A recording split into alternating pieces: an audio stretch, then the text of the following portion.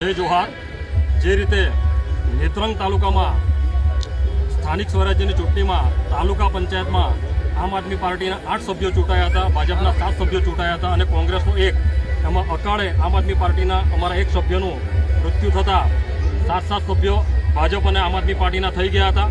ત્યારે અમને એવી આશા હતી કે જે કોંગ્રેસ આજે લોકશાહી જીવંત રાખવાની વાત કરે છે, જો કોંગ્રેસ હંમેશા ભાજપનો વિરોધ કરે છે, એ અમને સમર્થન આપશે, પરંતુ આજે ભાજપે એની ઓકાત બતાવી દીધી છે।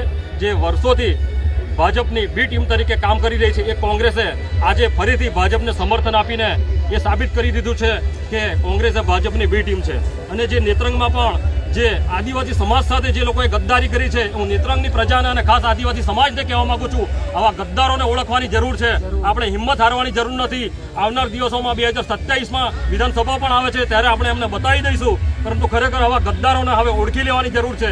હવે જ્યારે વિપક્ષની ભૂમિકામાં નેત્રંગમાં આમ આદમી પાર્ટી બેઠી છે, ત્યારે એટલી અમે બાંહેધરી આપીએ છીએ કે વિપક્ષ તરીકેની મજબૂત ભૂમિકા ભજવીને ભાજપના જેટલા પણ કૌભાંડો છે, એ કૌભાંડો અમે બહાર પાડીશું અને ખરા અર્થમાં લોકોના હિતમાં, લોકોને ન્યાય મળે, લોકોના કામનો વિકાસ થાય, એ દિશામાં અમારી આખી ટીમ કામ કરશે। જય આદિવાસી, જય જોહાર।